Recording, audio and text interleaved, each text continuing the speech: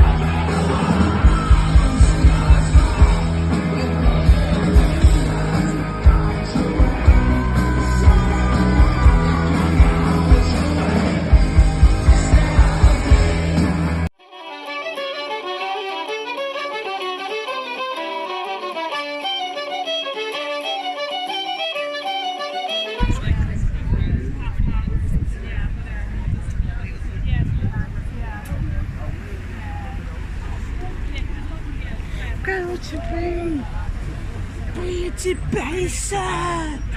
You want pixies? No. Pixies.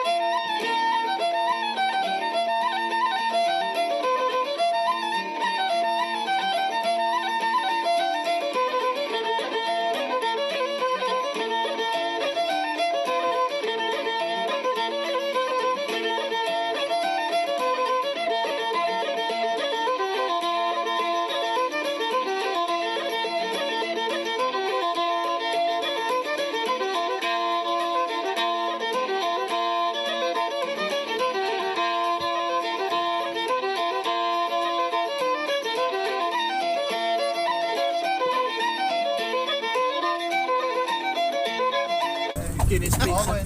Yeah.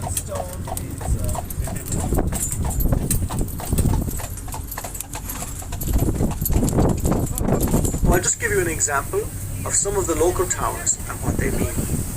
We have a town very close to us here called Lisdoonvarna. And Lisdoonvarna translates into the gap between the two forts or the two settlements. Lis is Gaelic for fort, and Doon is fort also. Varna is gap. So Lisdoonvarna. And in Lisdoonvarna, if you've been there, there's a deep ravine running right through the middle of the whole town. So at some stage there were two settlements on either side of the ravine, and that's where it gets its name.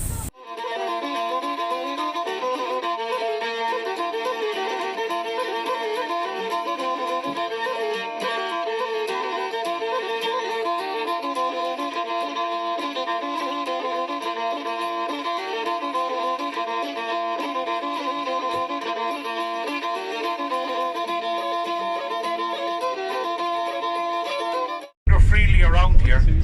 So when the farmer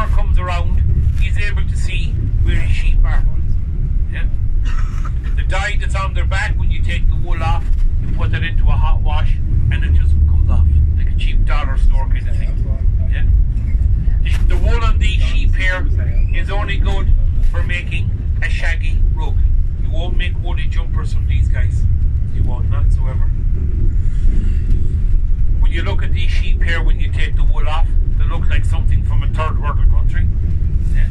They're not malnourished or underfed. These are mountain sheep. So all the sheep that we see will have horns. Out here, these are all girdles. The girdles have horns like the letter C upside down on their head. The men, we might see some of them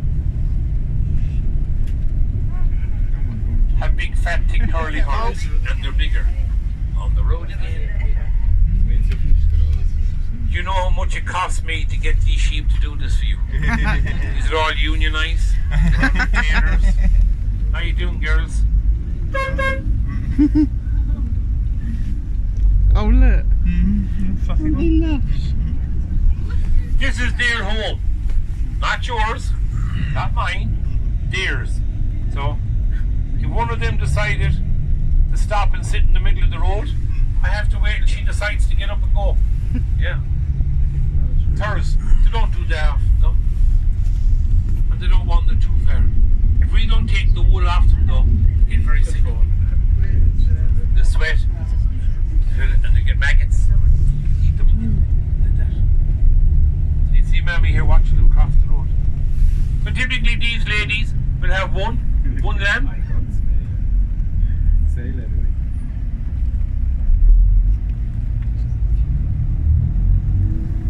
The lambs here will stay with the mothers until maybe October, then they'll be culled from the flock, and then at the end of October it's the breeding season. So the ram is let out, and hopefully the sheep will go into her maternal mode, and life will start off again for them.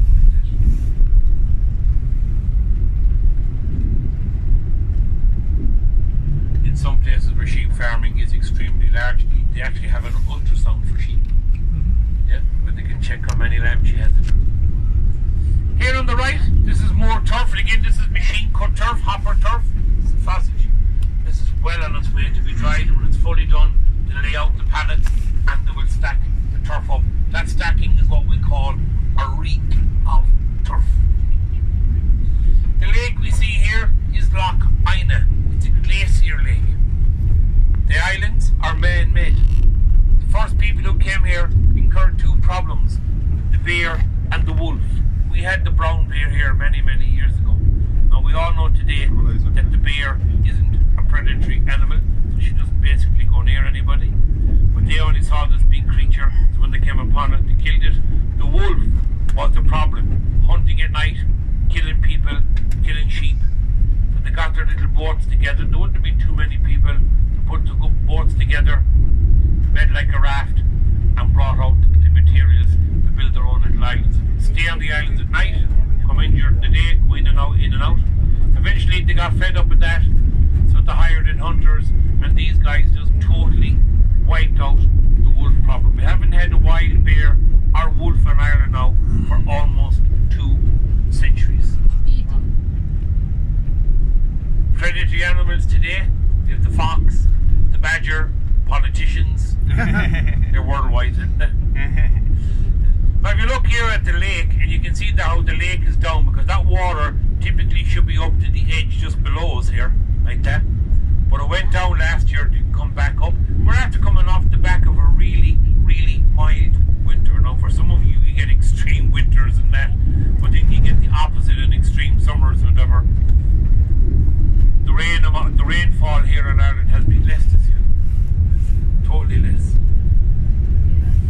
The land here on the right is what we call a blanket bog, which means that everything and anything that falls into the bog and dies never decays.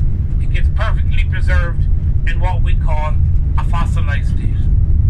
If you go to Dublin, you visit the Museum of Natural History, and up there you will find the remains of 3 people who were found in the boglands here in Ireland.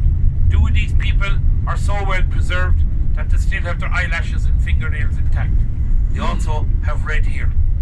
But the red hair is not their natural colour. The moisture, wherever in the bog, dyed their hair.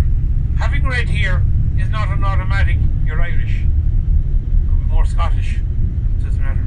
The other person, although preserved, is more in a skeleton type state.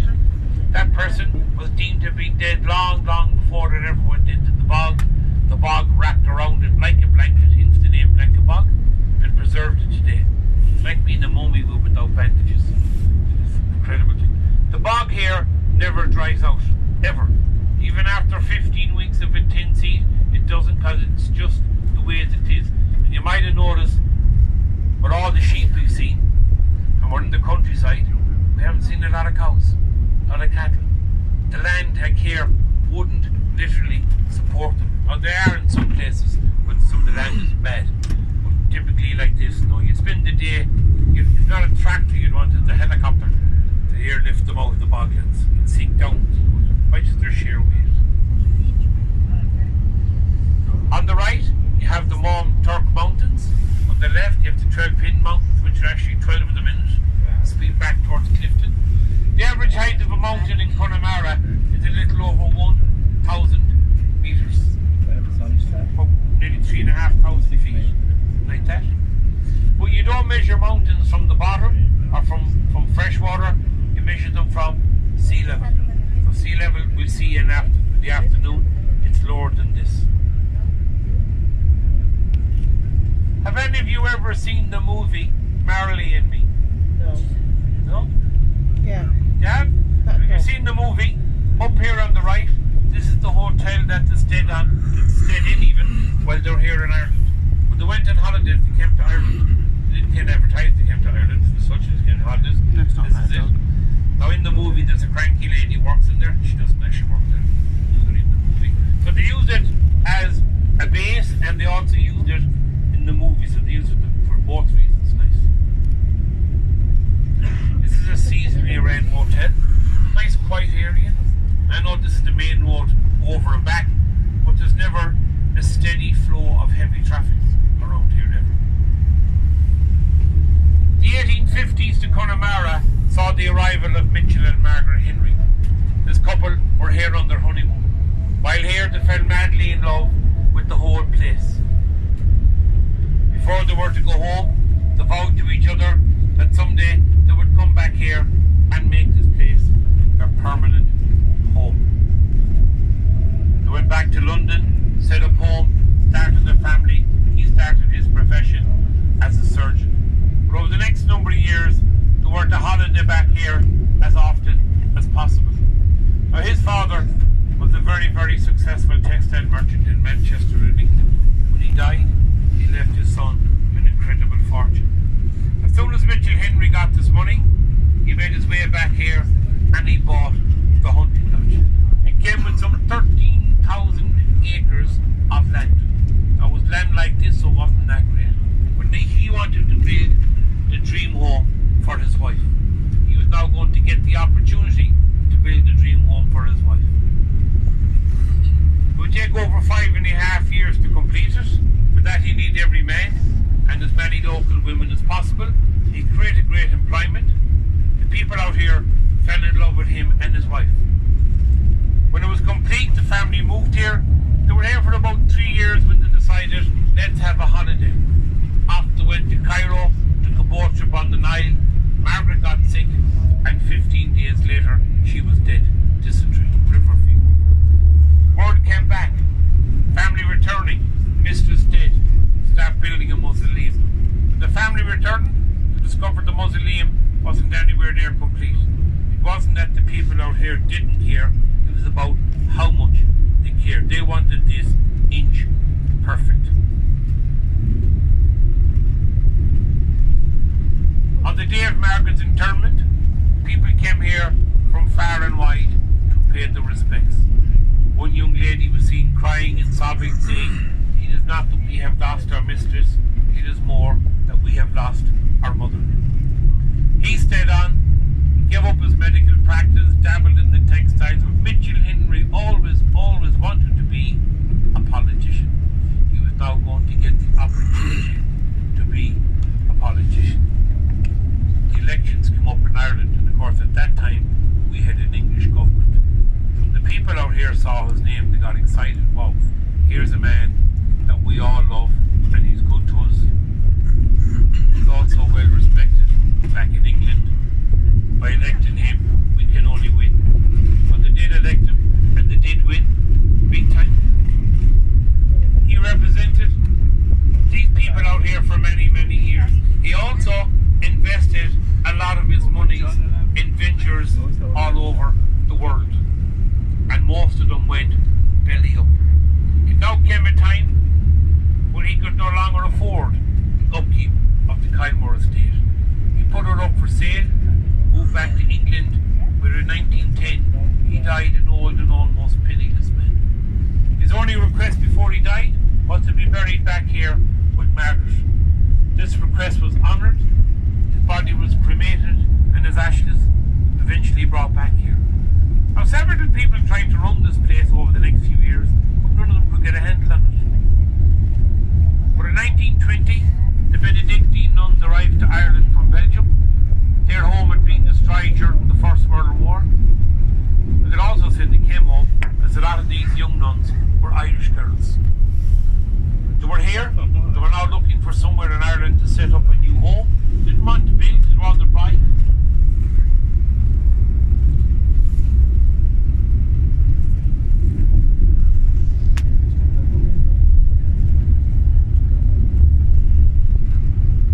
Word came around, west coast of Ireland, family home, castle for sale. The nuns came back here, they saw it, they liked it, and they bought it. And in 1923, he opened the doors there as Kylemore Abbey.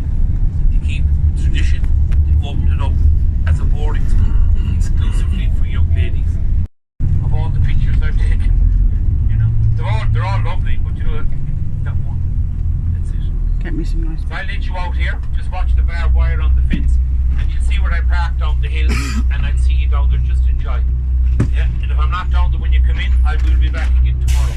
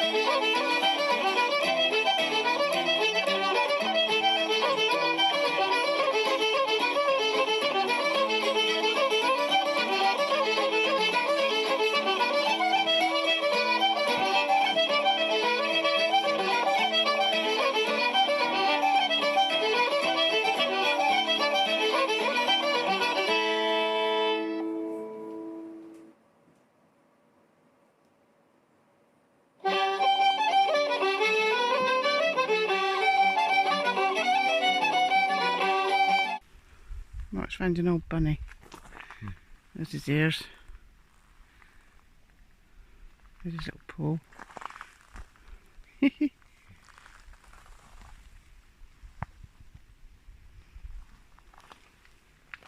We're everybody's gone to look at the abbey, but we're just looking for fairies and spirits of the forest, and we think we found where they live. And every tree seems to have a little door. I reckon they live around here, definitely. I mean, you would. It's just so magical. It's just so magical.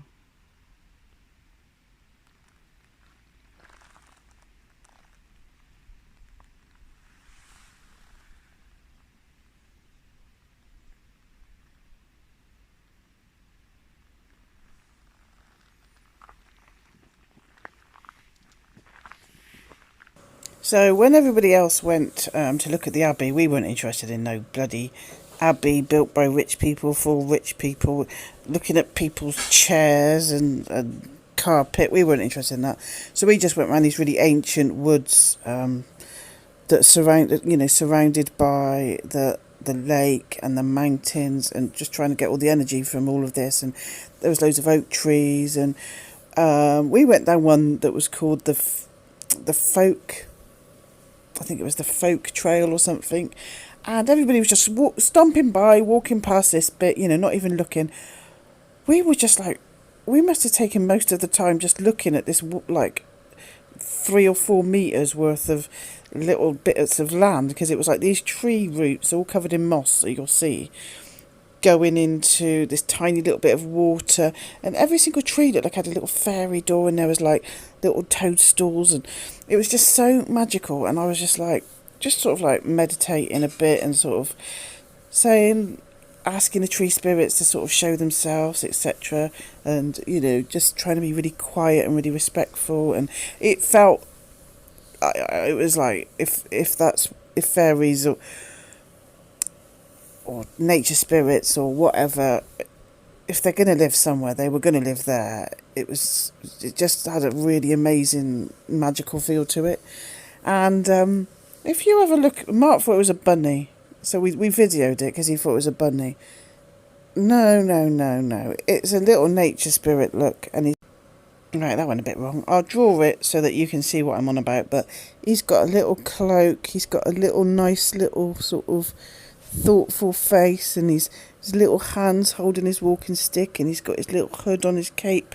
I'll draw him, and so for some reason Mark thought it was a bunny, so we videoed it, and coming back we can see he's a little friend that we had that we didn't realise when we were asking to see the little nature spirits, and there he was with his little hand and his little walking stick.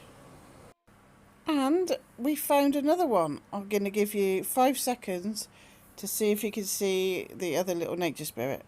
5, 4, 3, 2, 1. There he is.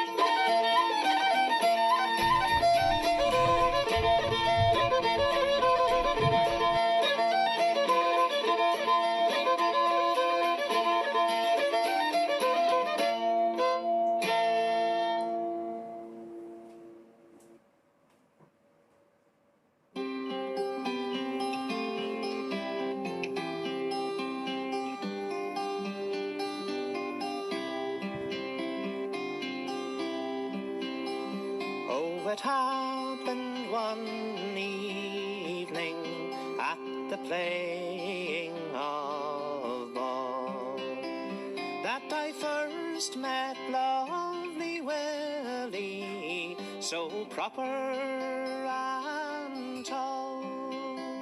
He was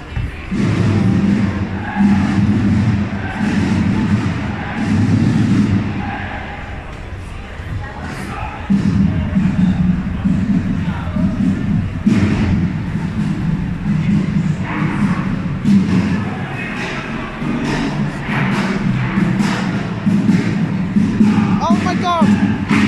Fallen! Ayla, that's my drum!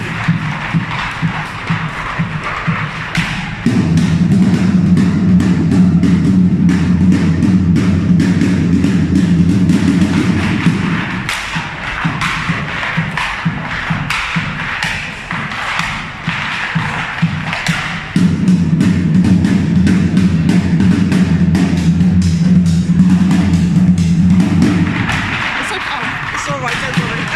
Thank you.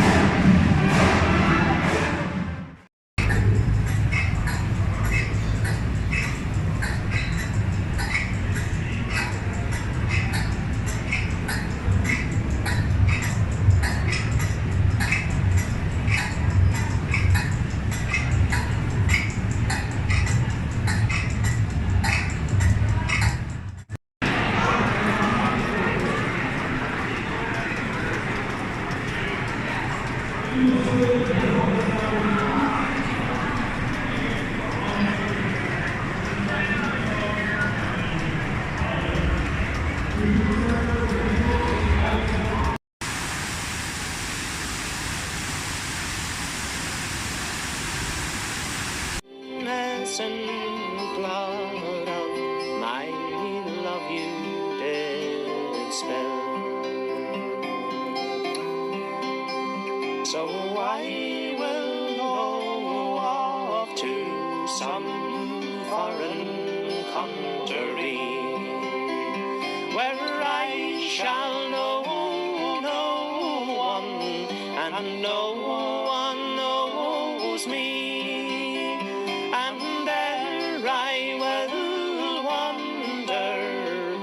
I close my eyes in death, all for you.